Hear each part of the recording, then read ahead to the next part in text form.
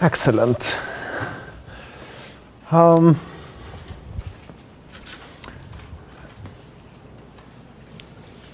So there's a couple of things that go by the name CFT. Most notably, there is chiral conformal field theory, and there is full conformal field theory. And it can be very confusing because when people talk about CFT, well, some people are secretly talking about chiral CFTs, while others are talking about full CFTs. And those things are very different things. I mean, it is not the case that a chiral CFT is a CFT that happens to be chiral. It's just two completely different things, that are, of course, related in some sense, but they're not instances of each other. So I'd like to take a few minutes to clarify that picture. For the record, yesterday when I was talking about CFTs, I was talking about full CFTs. And in the remaining of those lectures, whenever I say chiral CFT, it's going to be unambiguous. Whenever I say full CFT, it's going to be unambiguous. And whenever I say CFT, I will be referring to full CFTs. But I will try to not do that too often. Examples of both really exist? Sorry? Is it known that examples of both really exist? Some examples exist, and and then it also depends what mathematical formalism you decide to adopt. So this is sort of the physics.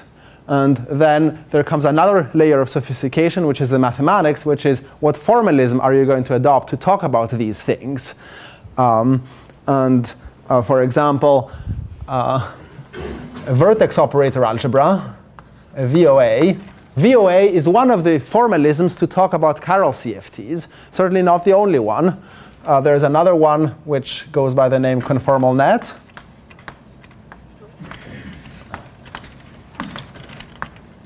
That is another very different formalism to talk about the same physics. And depending on whether you're asking about these or those, then the answer is very different about which ones have been shown to satisfy all the requirements. So it's a bit of a tricky thing. At any rate, one thing that is always true, regardless of what point of view you take, is that in order to construct full CFTs, you always need to first have constructed a chiral CFT. And then, so chiral CFTs are an intermediate step towards full CFTs.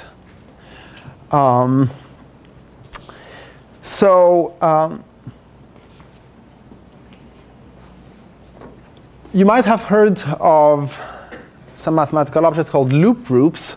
So a loop group, you start with a Lie group G, which I'm going to assume to be compact, and then the corresponding loop group LG is the group of maps that are smooth from S1 into G, and that's again a group because maps of any space into a group is a group by pointwise multiplication. Loop groups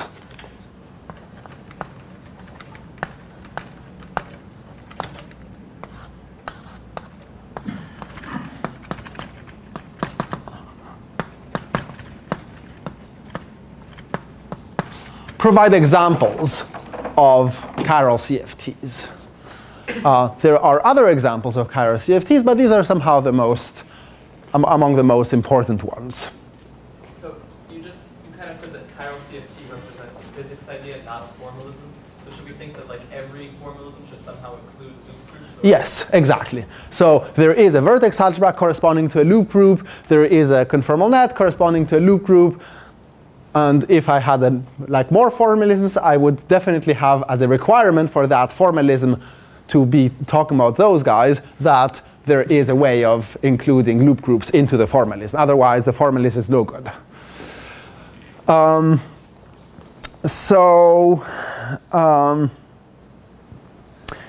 Let's see.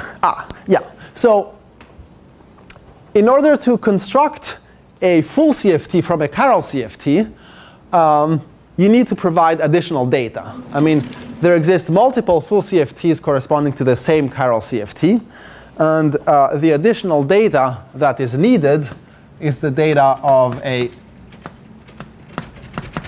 Frobenius algebra object in the category that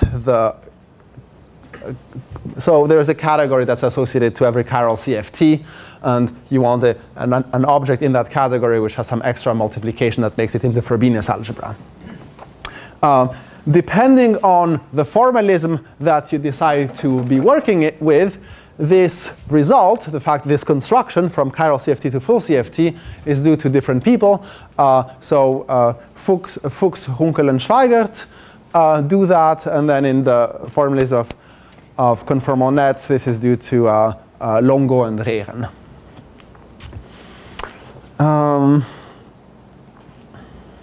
Yep. So the goal of these lectures that I'm giving here is to show that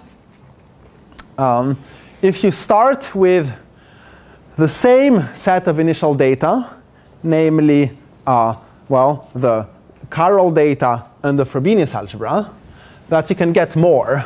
You can get not only a full CFT in the sense of Segal, but you can get an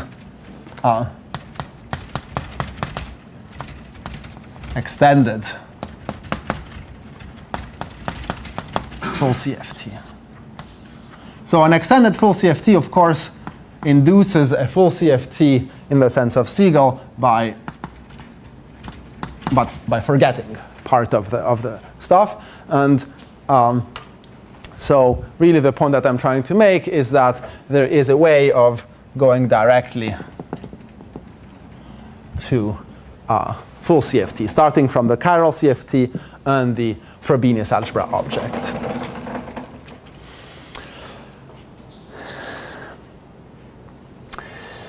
Okay, so this is sort of the big picture, and now I want to give some. Well, first I want to tell you a little bit what Chiral CFTs are, and since I've been presenting definitions in the Segal picture, I will do the same thing. There's a Segal picture for Chiral CFTs, which is, well, it's not this and it's not that. It's yet another one. The third one is the one that's here on that projector. So, well, again, it's a thing that will assign values to one manifold and to two manifolds with boundary, but it's a bit different. So to a one manifold, a Chiral CFT assigns a category. And well, let's do in parallel the case of loop groups. So suppose I have a one manifold, let me call it S, and sort of think of it as being a circle. It doesn't have to be a circle, it could be a disjoint union of circles. But then I can consider the group of smooth maps from S into my fixed Lie group G. And that's a group. And the category assigned to the one manifold is a category of representations of that version of the loop group modeled on the one manifold S. Okay, so that's the first piece of data. The second piece, well, if we're going to assign categories to things, then we better assign functors to Riemann surfaces. So that's sort of a logical next step. But a Chiral CFT is a two-layer object. So there's that first layer, and then there's like the second layer. The second layer says that, well, this category is not just an abstract category, but it also has a functor to the category of Hilbert spaces. Well, and in the case of loop group representation, that's sort of obvious. If I have a representation lambda, I can assigned to lambda its underlying space, the representation space, which is now a Hilbert space. And then there's that other piece of data, which is a little bit more difficult to wrap your head around. So, well, here we have two categories, the one associated to the incoming surface, the one associated to the outgoing surface. And given an object in the incoming category, we get the linear map from the underlying Hilbert space of that to the underlying Hilbert space of the image object under the functor f. Anyways, I'm not going to really use that. I just want to give you a flavor of what a Chiral CFT is. And in particular, you see that it's not the same thing as a full CFT. It's different. I mean, a Chiral CFT is not a full CFT that happens to be Chiral. Maybe I should say, where does the word Chiral from? The Chiral adjective has to do with some conditions that we are going to put on those things. Namely, we want the linear map here to depend in a holomorphic way on the complex structure on the surface. So if I fix a one manifold there and here and one manifold there, if I fix those, I can look at the moduli space of Riemann surfaces of that particular topology that have those as their boundaries. That moduli space is infinite dimensional and has a complex structure. This assignment, this thing will take a point in that moduli space and produce a map, and I want the dependence on the moduli to be holomorphic. And that's why it's called a Chiral CFT. Is there some requirement about the behavior with respect to taking this joint union? There's many requirements. Oh. I mean, this is not a full definition. This is just the data. This is the full set of data of a Chiral CFT, and then there is a collection of axioms that these need to satisfy that I haven't listed. But yeah, of course.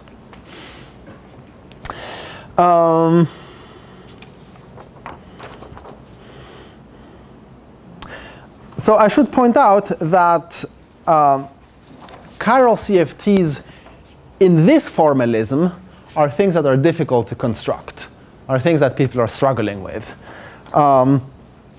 There has been a lot of hard work, most notably by Huang and Zhu, towards constructing that, but it's not, they haven't managed to construct everything that you might want to construct. So, for example, if we interpret a Chiral CFT to mean this, then the answer is that the examples coming from loop groups have not been fully constructed. And there is no doubt that eventually they are going to be examples of that. I mean, nobody's doubting that, but nobody knows how to do it. If you interpret Chiral CFT to mean a vertex algebra, then yes, they have been constructed as vertex algebras. As conformal nets, yes, they have been constructed. A few things have not been proven about those that are known there. It's a little bit a field that, I mean, people are working on that. It's an active field. Okay. I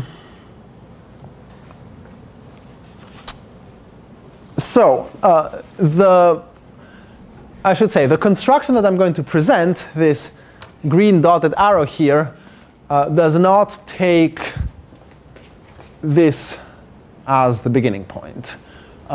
Rather, it's it's going to be, I'm going to base things on the formalism of conformal nets, which is another formalism for chiral conformal field theory. So input is a conformal net and the Frobenius algebra, and the output is an extended full CFT in the sense that I defined yesterday. I should also point out that I don't know how to construct the whole thing. If I knew how to construct the whole thing, then I would know in particular how to then probably I would also know how to finish that work of Huang and Zhu, but I don't know how to do that. So it's a partial construction. I'm going to build some of the things, and some of the things I'm going to say, well, I don't know how to build those. Suppose you have a Chiral conformal field theory in this sense. Is it known how to associate to that a VOA or Would you mind repeating the question? Yeah. So the question is, given a Chiral conformal field theory in the Segal sense, how or is it known how to construct one of those? And the answer is that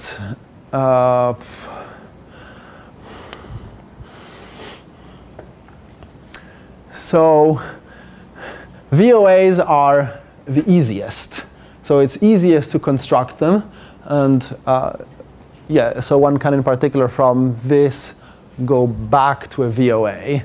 And we'll actually only use a very small amount of all the data that's present there to construct a VOA. Well, we'll never use the genus, higher genus things. That's sort of unnecessary. And there's a book by Huang where he shows an equivalence of categories between VOAs and a thing that includes only genus 0 information here. So it's believed that the genus in 0 information can actually generate everything else, which is sort of not very surprising, given that if I have a sphere with three disks removed, you can build anything out of it. So if you have spheres with 3 punctures, you can build anything. Anyways, to connect this directly to conformal nets, well, you can sort of write down something, but I wouldn't know how to prove that whatever you write down satisfies the axioms. So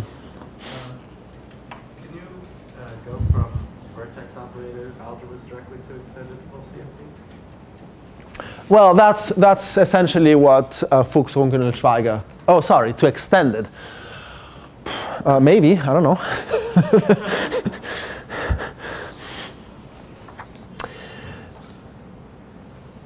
Okay, so at this point, I guess it would make sense if I told you what conformal nets are.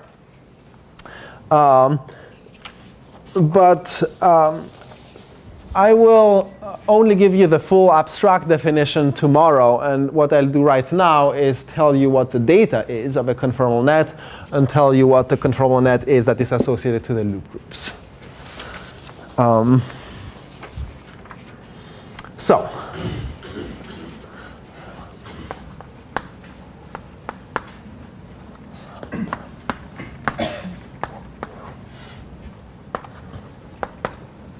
So here's the data of a conformal net. So a conformal net is an assignment. It's a functor. Calligraphic A is the standard letter that I'll be using to denote a conformal net. It's a functor from the category of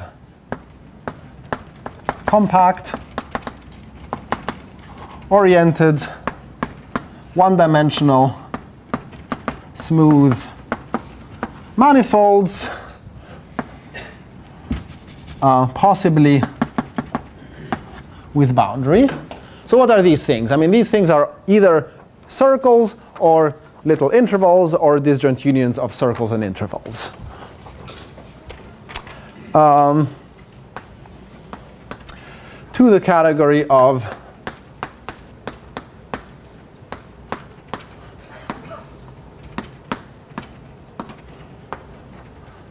von Neumann algebras.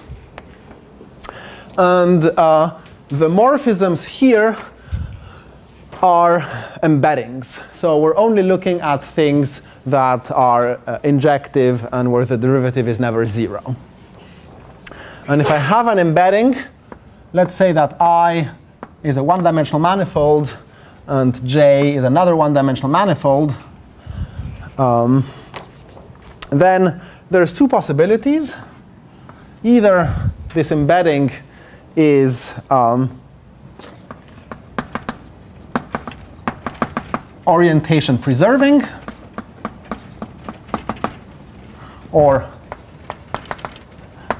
orientation reversing. And actually,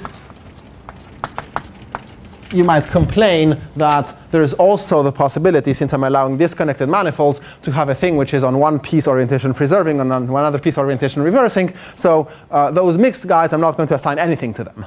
But if the thing is everywhere orientation preserving or everywhere orientation reversing, then you get a corresponding, well, here you get a corresponding injective homomorphism of von Neumann algebras.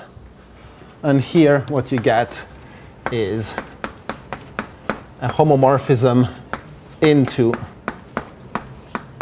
the opposite algebra. Does that make sense? And everything is symmetric monoidal. Sorry? And everything is symmetric monoidal, yes. So here disjoint union and here tensor product.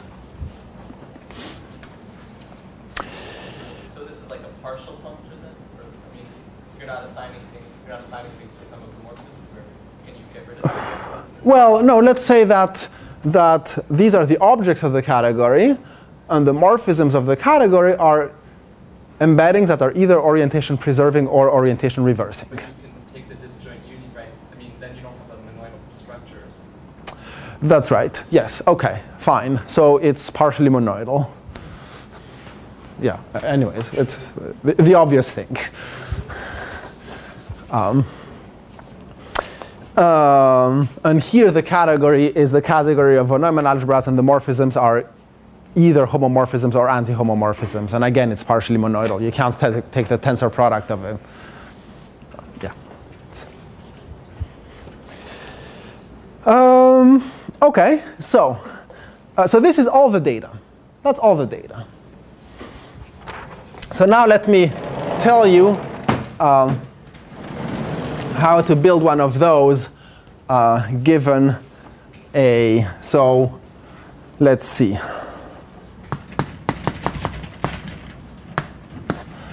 So I'm going to start with G, which is going to be a connected, compact Lie group equipped with something which is called a level. If the group is a simple group, so if it doesn't contain any, if it cannot be written as a direct product, or if it cannot be, doesn't have any center, or S1 copies in the center, then if the group is simple and simply connected, then a level is the same thing as as just a number, a positive number, positive integer. In a slightly more general setup, where you don't require that the group is simple, then a level can be interpreted as being a choice of bi-invariant metric on G, with the extra property that when you look at closed geodesics, the square length of these closed geodesics is an even integer. Anyways, let's stick to the easy case where G is a simple group and the level is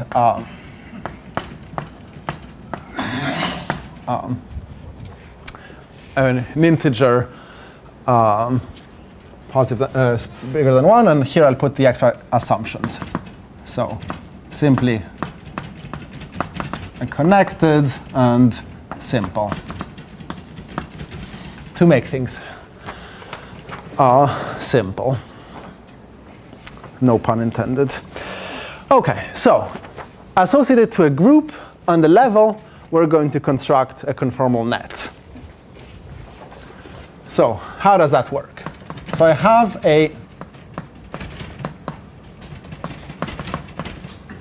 one manifold, I, and I want to assign to that one manifold an algebra. The first thing that I do is I'm going to assign to that one manifold a group, and then from that group I'm going to construct an algebra. So here's the group. It's It's a version of LG, except that it takes the one manifold I instead of S1. So it's maps, always C infinity. I'll omit the subscript from I into G. And I don't want all maps. I want only the ones that send the boundary points of I to G. So think of I as being a space with multiple base points. All the boundary points are the base point. And then I look at maps, C infinity maps that send those to the identity of G. So if I is a circle, this is a version of the free loop group. And if I is an interval, then this is a version of the based loop group. Do you require a whole sort of little neighborhood of the boundary to be mapped to the base point? Very good point. Yes. I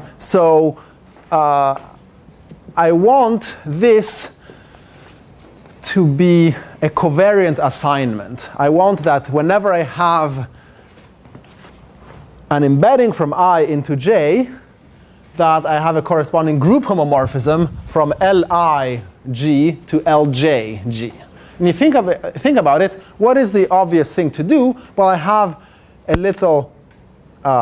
a map from I into G, and I'm going to extend it by the identity by sending everything to the base point on the part that's outside I. Well, now you want the resulting thing to be C infinity.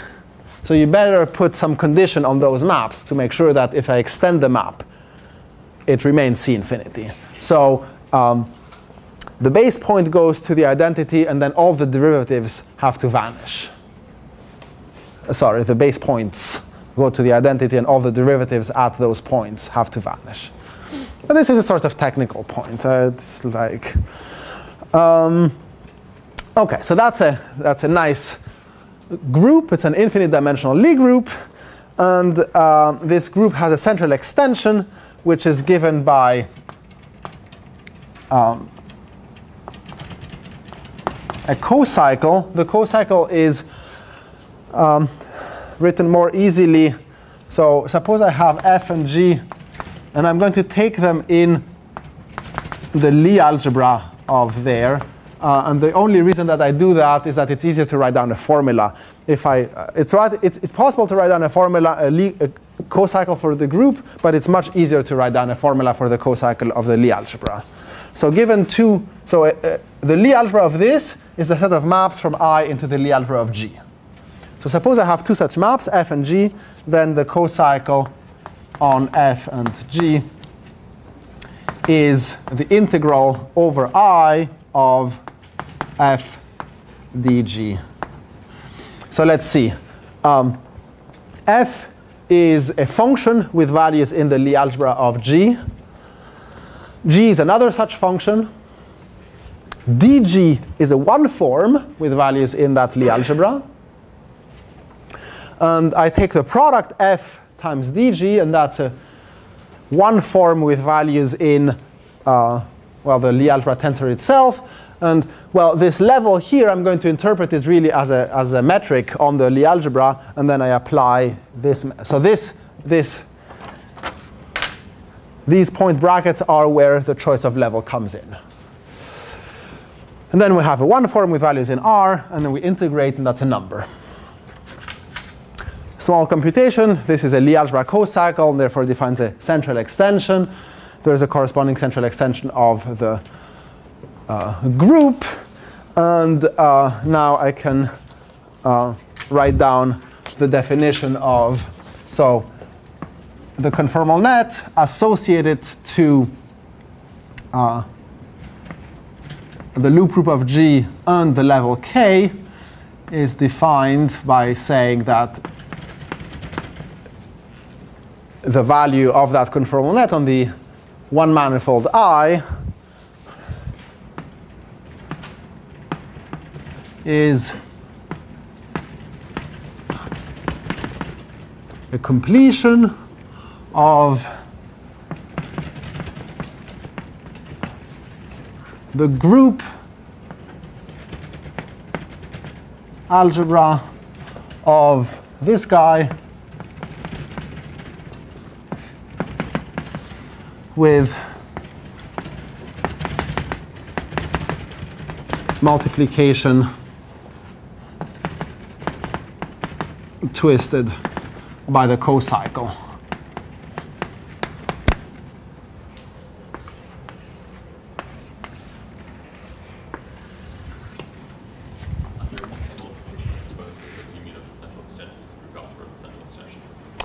There's a few different ways you can say it. One, sorry? What's the question? I was asking what will... Let me repeat the question. Sorry. The question was,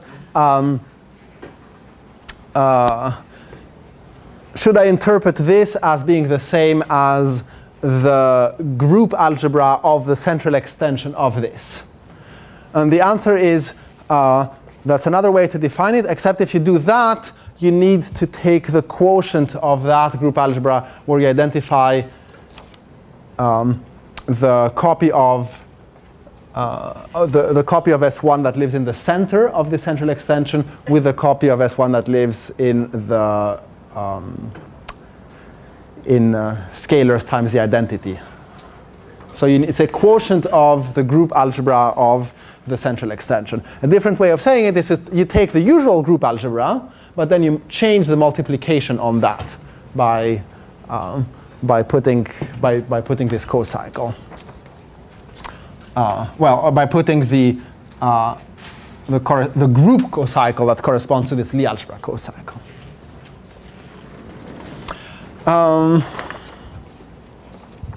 So loop group nets are made so as to remember all the relevant information about the corresponding loop groups. In particular, so there's a notion of representation for the loop groups. So a representation is like a Hilbert space with an action of the loop group and satisfying an extra condition called positive energy. So somehow there's too many representations of loop groups, and you want to cut down the number of them. And there's a corresponding notion of representation for an arbitrary conformal net, and things are made so that they agree. So let me tell you what a representation of a conformal net is, because that's sort of an important notion. Before you tell that, could you say a little more about what this definition is? Because I guess I don't understand what you mean by completion of the group algebra with multiplication. OK. Yeah, the question is, can I elaborate on this definition? So when we have an arbitrary group,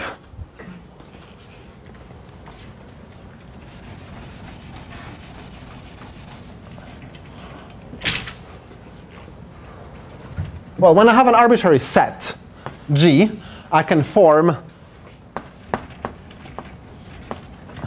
the free vector space on that set. If that set happens to be a group, then this free vector space acquires the structure of an algebra. Now, if I have a 2 cocycle for the group, so C, a group cocycle is a map from G cross G to C star. Actually, in this case, it's always going to be S1. Anyways, if I have such a thing, I can change. Oh, a cocycle means that it satisfies certain identity, C of GH K times C of GH equals C of G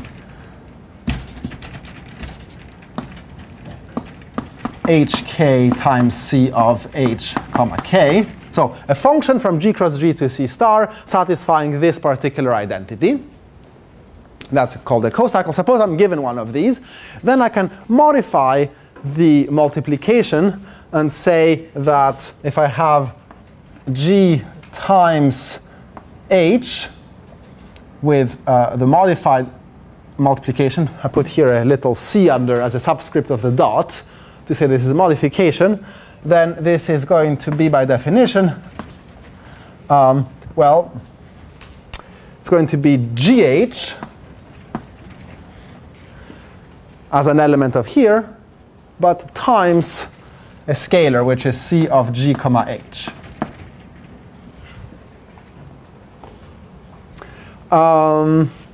So you can make that definition always. You don't need to have that condition to make the definition. That will produce a new bilinear operation on this. But this bilinear operation is only going to be associative if that condition is satisfied. So that is what I mean by the group algebra of this twisted by the cocycle. I mean this as the underlying vector space and that as the multiplication. Well, that's an algebra, but it's not yet a von Neumann algebra. A von Neumann algebra is required to be closed in some particular topology. So you need to make it a bit thicker to make it a von Neumann algebra.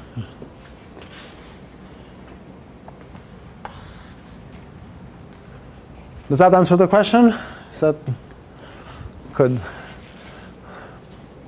There's one thing that I've sort of slid under the carpet, which is kind of tricky, which is how do you go from a cocycle for the Lie algebra to a cocycle for the group? But anyways, I'd rather not go in that direction. OK. A few words about representations of conformal nets.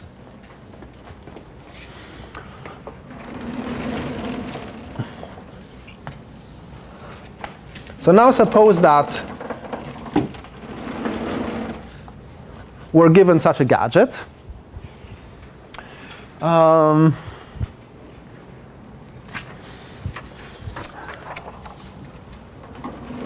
we want to make a definition that will eventually recover the usual notion of representation of the loop group in case that one was the example up there. So this is how it goes.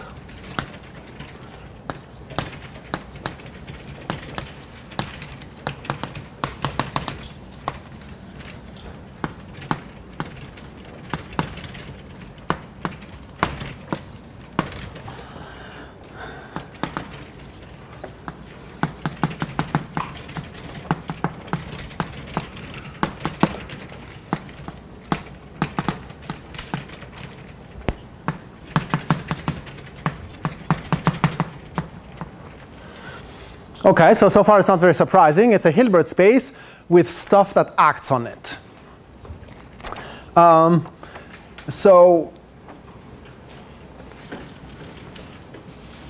the thing that's maybe a little bit surprising is I'm going to require to have not only one thing that acts, but many things that act. So let me replace it by compatible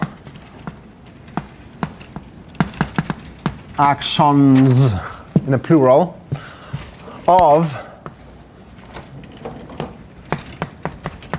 the von Neumann algebras A of I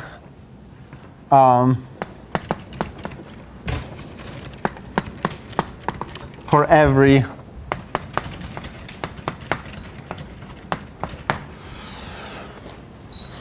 So I start with a standard circle, S1.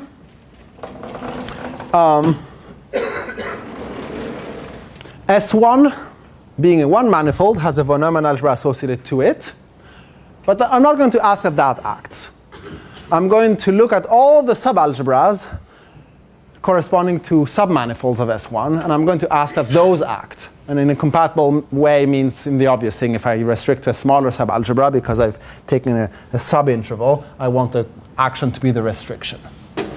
And in good cases, this is the same thing as just an action of the algebra, von Neumann algebra associated to S1.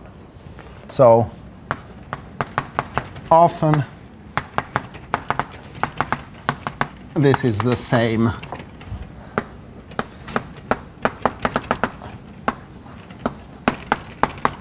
as the sort of easy definition.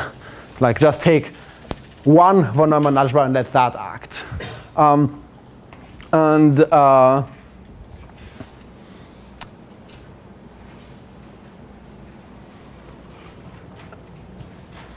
The loop group nets should be among the good cases. But this is among the things that I don't know how to prove. So it is expected that this is the same, but somehow it's a bit tricky. In the analysis? Yeah, it's in the analysis. Or let me think about it. Maybe,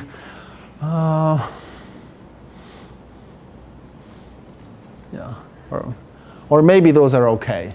Maybe they're okay, and some other ones are difficult. Anyways, I certainly know for sure that there exist examples of conformal nets where this fails.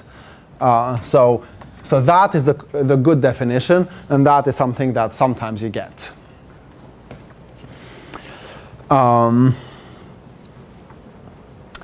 Okay, so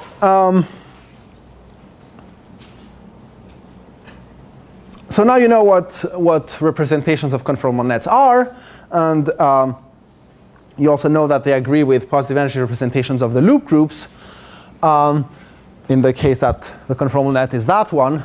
But that probably doesn't really give you a feeling of what these things are. I mean, these are just two abstract definitions, and I'm telling you this definition is the same as that definition.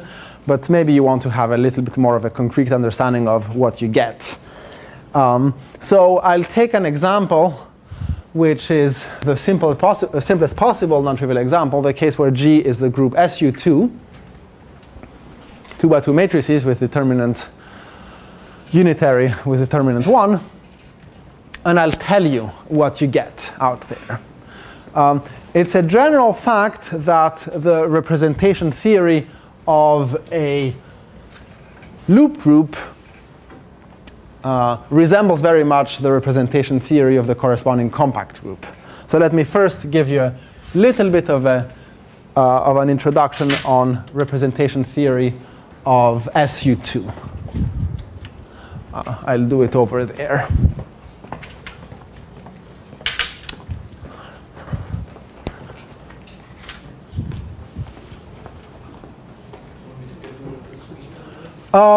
Sure.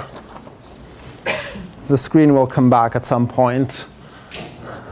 But right now it can. Okay.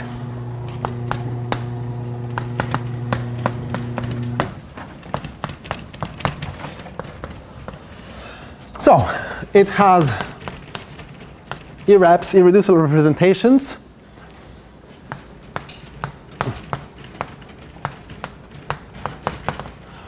One, they're indexed by natural numbers, and V0 is a trivial representation, which is one-dimensional.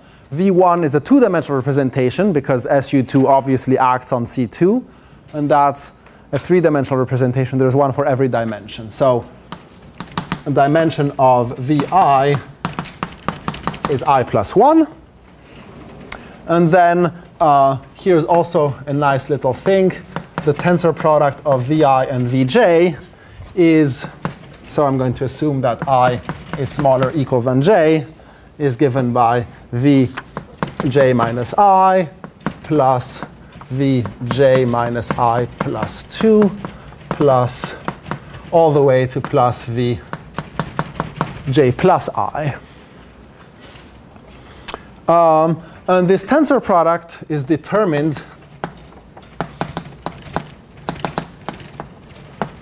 by the following simpler formula, which is V1 tensor Vn is Vn minus 1 plus Vn plus 1, assuming n not equals 0. Otherwise, it's just V1. So, yeah.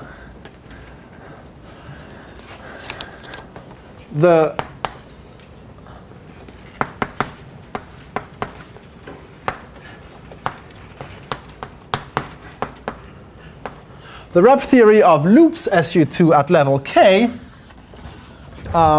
has E-reps that I'm going to label in the same way, V0, V1, V2. It has now finitely many irreducible representations. The dimensions are now infinite. I mean, these are now infinite dimensional Hilbert spaces. But there is also a way of tensoring them together, and which is determined by saying that V1 tensor Vn equals, well, clearly it has to be V1 if n equals 0, because this is the unit object for this multiplication. It's Vn minus 1 plus Vn plus 1 if n is not 0 and not k, and it's Vk minus 1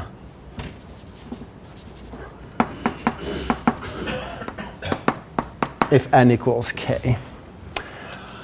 And it's a nice exercise, which I've seen that other speakers have been giving exercises, so I'll do that too. So it's a nice exercise to take this rule. So I've only given you the rule for how to tensor with V1, and figure out what is the analog of this in the case of rep LSU2 level k. It's a very neat exercise, totally doable, and I won't spoil the fun, so I won't give you the answer. I have a question. Yeah. Is this k, is this that level stuff? No? Yes. K here is the same as k over there. Maybe I should tell you what the monoidal structure is on rep loop SU2 level k. And this is where conformal nets become really handy, because it's totally not easy to say what the monoidal structure is. Sorry, what this. When I say monoidal structure, I'm talking about this. When it's totally not easy to say what it is, but it becomes something that's not too difficult once you work with this formalism. So let me do it.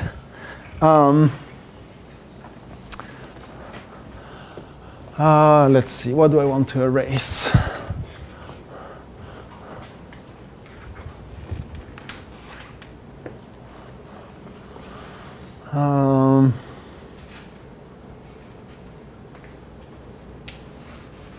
I'll do it here.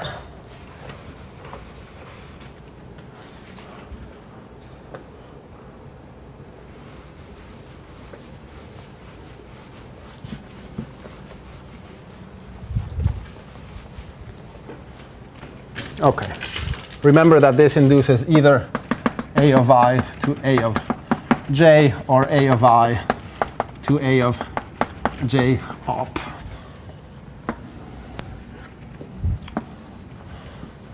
So, suppose now I have a conformal net A, and I have two representations. So, H and K, and I'm going to draw a circle around them.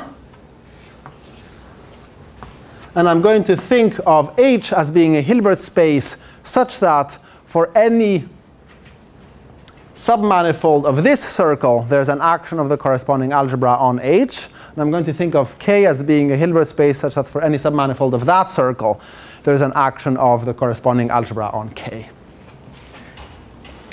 And I'm going to look at this half circle, which I call I, and look at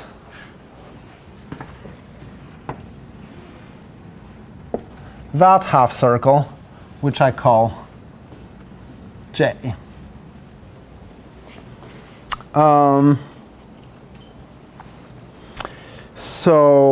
And I've drawn the arrows in the wrong way.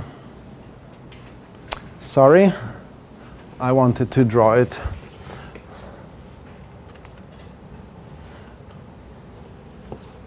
like this.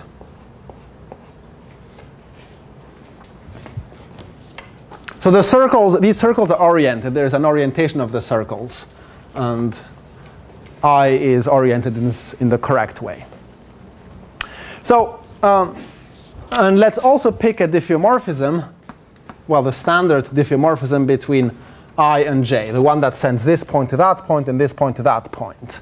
And it's important to note that this diffeomorphism is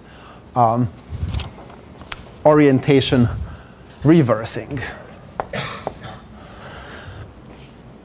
So we have an action of A of I on K, because that's part of I sits inside the circle, therefore A of I acts on K. And there's an action of A of J on H. And the diffeomorphism phi induces an isomorphism between A of I and A of J up.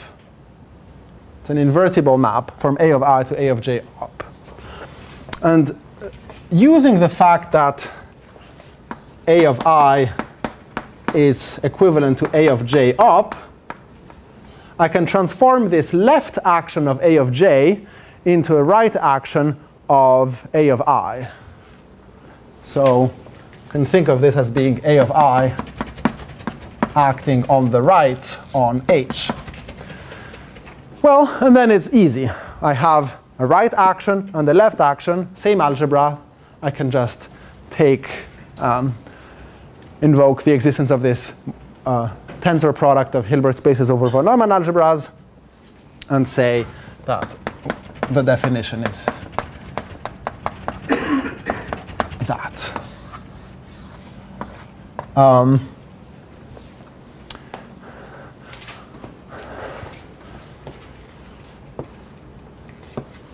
Those two algebras, this algebra acts on H in a way that commutes with a green action, and therefore we get an action on this fused guy, and that guy here also acts on the fused guy, and together they equip this Hilbert space with the structure that's needed to again be one of those.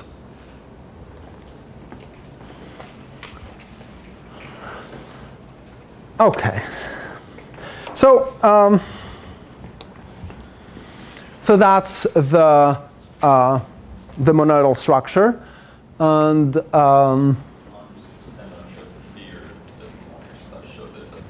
sorry? Does this depend on our choice of the isomorphism, our choice of subintervals, or just some long exercise shows it doesn't matter? So the question is whether or not that depends on the choice of how you split the circle in two and how you identify things. The answer is yes, it depends, but up to isomorphism, it doesn't depend. Sort of what you expect. Yes? Should I understand why the action on the pink curve commutes? Ah, sorry. I never told you what the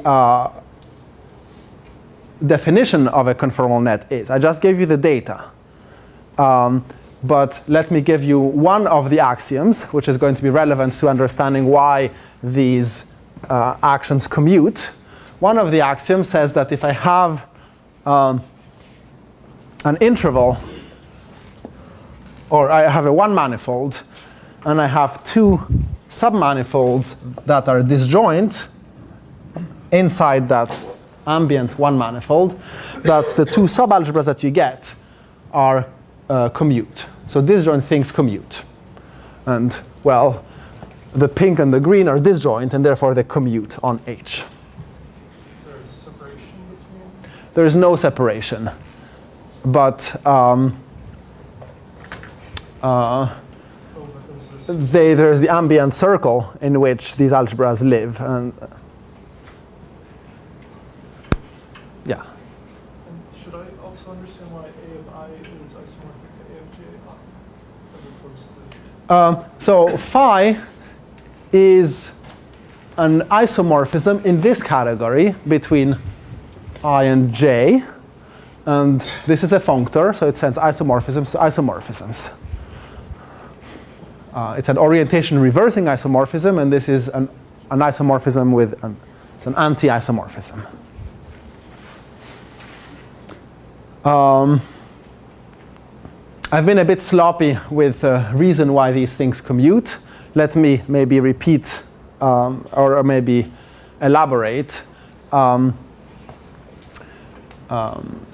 another axiom of conformal nets, which is relevant, is that if these two halves here in this picture, green and blue, are not only disjoint, but they actually cover the whole thing, so they touch at only finitely many points, then they commute and they also generate the full algebra.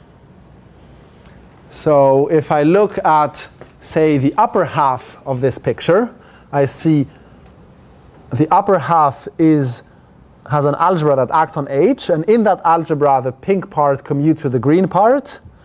Do the same thing with the bottom half. The bottom pink commutes with the bottom green. But then, and then the same thing for the opposite ones, like this commutes with that. But the whole pink is generated by the one half and the other half.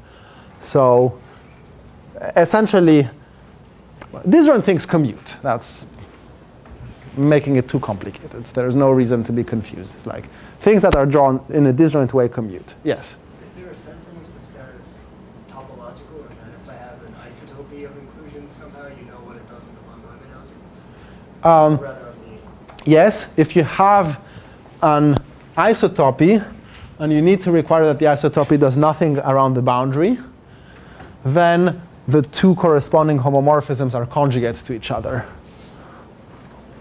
They're not the same, but they're conjugate. So a tensor ring 2 representation would just give you like some Hilbert space, but if you also knew that the action, it came with an action on the other side, like the complement of the circle. So an action is just an action is given by taking some embedding of something in the circle and then giving an action of that algebra on the Hilbert space. Yeah. A bimodule would also be, or like a two-sided action would also give an action of the other half of the circle, the other piece of the circle. Like where are you getting that pink part acting? So let me say it another way. So let's call this pink part K, and let's call that pink part L. H is a bimodule for the algebras A of K and A of J op. K is a bimodule for A of I and A of L op. If I had drawn the orientations the other way, I wouldn't need to say the ops. But now we take the fusion over A of I. So A of J has been identified with A of J op. Take the fusion over that, and then we get a bimodule for A of K and A of L op, which is to say we have actions of A of K and A of L. We have actions of everything. I mean, K and L, they form a circle themselves. You can just like put them next to each other, and they form a circle. And so we get this. I want to make sure I understood your answer. So when you say isotopy that does nothing at the boundaries, does that preclude expanding my interval? What do you mean by doing nothing at the boundaries? So I have two maps from I to J.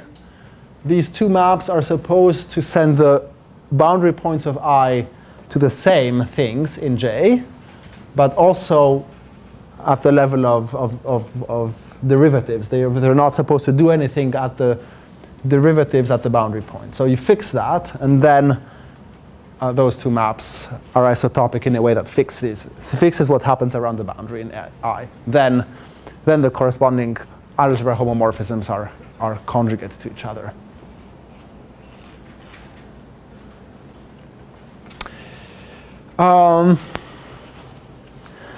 Okay, so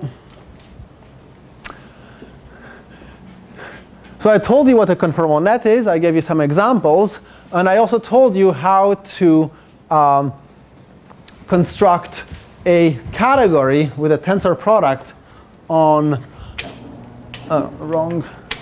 So if you look at that again, one of the things that was needed for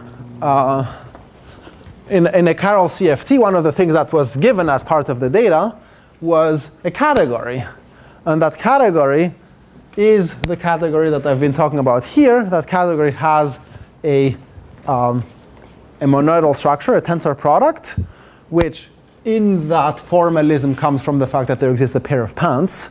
But there is that. And now I need to tell you about Frobenius algebra objects. And the Frobenius algebra object is something that makes sense inside a given category. So it's a Frobenius algebra object inside this category of representations, inside that category C there. So let me tell you what a Frobenius algebra object is. Okay, let's see. This looks pretty okay. I hope it's okay. So we have C, a tensor category, and a Frobenius algebra. Oh, and I'm doing the unitary version. There is also a non-unitary version. Because these are all Hilbert spaces, there's a notion of adjoints of maps. It's an object, and I call it Q for, some people call this thing a Q system. And then they use the letter Q, so I use the letter Q. It's an object Q equipped with an associative multiplication in a unit.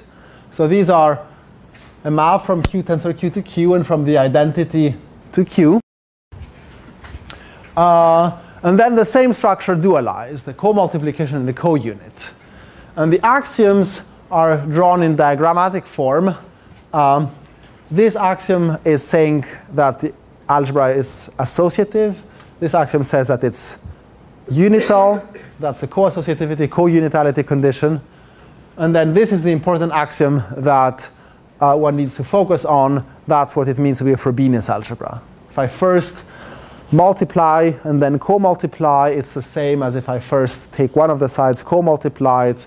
That produces 3 copies Q to Q, Q, Q, and then I multiply the 2 rightmost versions. So this is what people usually call a Frobenius algebra, but it's important to impose some extra conditions, to not look at arbitrary Frobenius algebras, but to impose extra conditions. Here I wrote the extra conditions. So let me comment on them.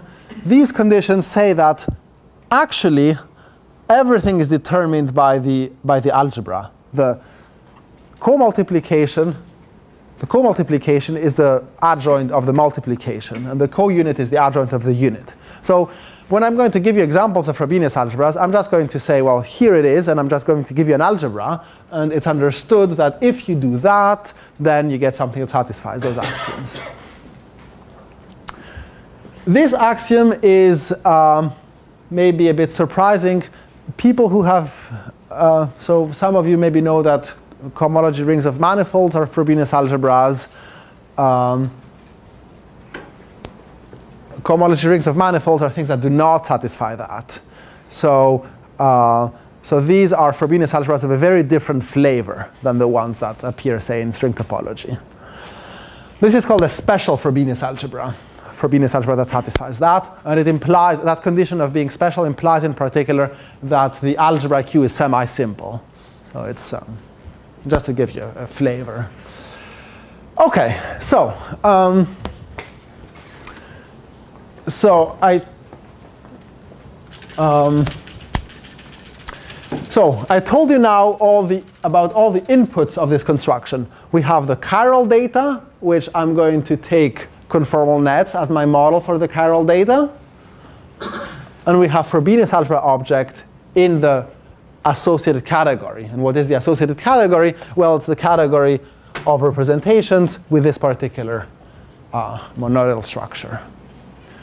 Yeah? Is there a relation with this and Hopf algebra? A Hopf algebra is a thing that also has a multiplication, a unit, a co-multiplication, a co-unit, and these first 4 axioms remain the same, but you replace that last axiom by something very different, which I'm going to draw here.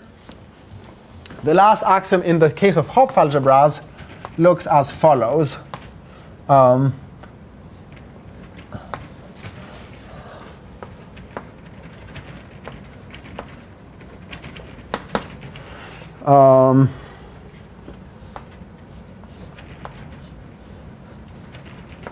So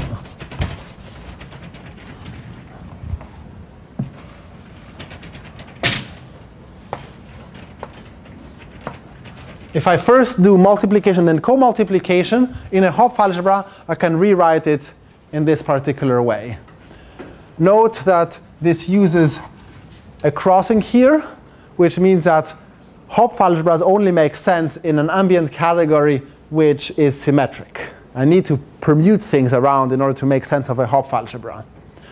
There, I'm never using any crossings, and therefore, this makes sense in a category which is not necessarily symmetric, not necessarily even braided. The category of representations of a conformal net is braided, but is not symmetric. So, but in any, I just need a monoidal category. I don't need the braiding to make sense of that structure. Yes? So can you say again what the star means? The star is, so if you look at this example, what are the objects? The objects are Hilbert spaces with actions. And what are the morphisms? The morphisms are maps between Hilbert spaces compatible with the actions. Well, a map of Hilbert spaces always has an adjoint, which is a map going the other way. So we're really talking about a category equipped to that extra structure. So a notion of adjoints for morphisms. I think that's called the dagger category. So monoidal dagger category. Is that axiom the same as saying that the pairing given by the Frobenius algebra structure is agrees with the Hilbert space pairing? The Hilbert space pairing is a sesquilinear operation, and it lives on the whole infinite dimensional Hilbert space. So these are sort of two different things. There's a sort of internal pairing on the algebra, which is given by this picture here. So this is a morphism from Q fusion tensor product Q to the unit object. But remember, the unit object is the unit object in that category. This is itself an infinite dimensional Hilbert space. So it's quite different from a map from Q times Q to the complex numbers. Yeah, I should say, the unit object in this category is big. It's essentially this L2 construction that I've hinted at applied to the algebra A of I. So there's this sort of pairing internal to the category, which is this, and there's a pairing in the world of Hilbert spaces, which takes place in complex numbers. Let's see, I'm kind of out of time. What I wanted to do is to give you some examples of Frobenius algebras in the category of representations of loops SU2 level K, so that you sort of see what there is. Frobenius algebras in there are completely classified. I can give you a complete list of them, and it's actually a very beautiful classification. They're classified by the there's up to Morita equivalence. There's 2 infinite families and 3 exceptional cases, and they're naturally labeled by the ADE Dinkin diagrams. And I wanted to show you that, but I guess I'm out of time, so I won't do that now.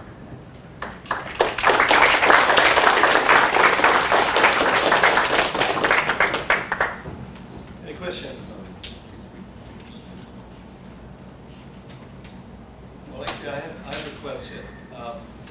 When you constructed this conformal net, you said, okay, we complete this twisted group ring. How do you make the completion? The question is, how does one make the completion of the twisted group ring? So, okay, this is a definition of the twisted group ring. So that's an algebra which is well defined. And we want to make it a bit bigger so that it becomes a von Neumann algebra. The correct order of doing definitions is to first construct a Hilbert space on which that algebra acts, and then you can perform the completion inside the algebra of bounded operators on that Hilbert space. So you actually first need to understand representations of loop groups, equivalently representations of that algebra. And then, once you understand those, once you know that there's Hilbert space structures on those representations, then you can perform the completion, and not before. So I've sort of put things in the wrong order in this exposition. But this Hilbert space on which is all these algebras acting, will that be the Hilbert space of the original representation of the full loop group that you started with, and then you're just restricting to segments? that's right, that's right. You start with a positive energy representation. Actually, any positive energy representation will do. And then you restrict to those subgroups of LG. So it's a representation of LG.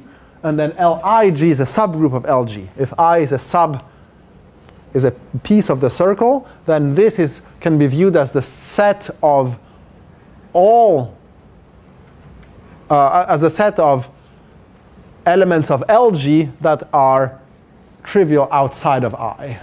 So it's a subgroup of LG, and then you restrict to the subgroup and complete in the bounded operators on that Hilbert space. Any other questions? Does that representation have to be faithful? Sorry? When you said so you have to understand the representation to the Hilbert space, is that representation faithful or the question is whether or not the representation on the Hilbert space is faithful.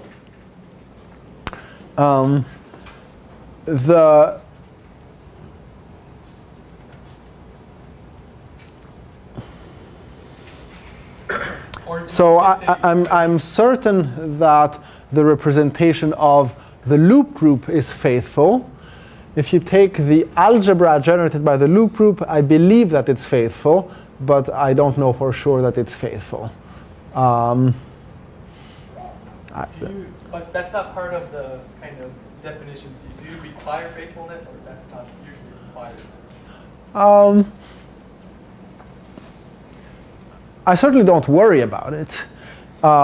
The operation of completion is an operation that if there's something that was acting in a non-faithful way, that would send it to, I mean, if two things were acting on the same way, that would identify them. So, so taking the completion sort of eliminates this worry. I've never worried about it. I can make some random guesses, but I don't know the answer. All right, well, let's thank the speaker again.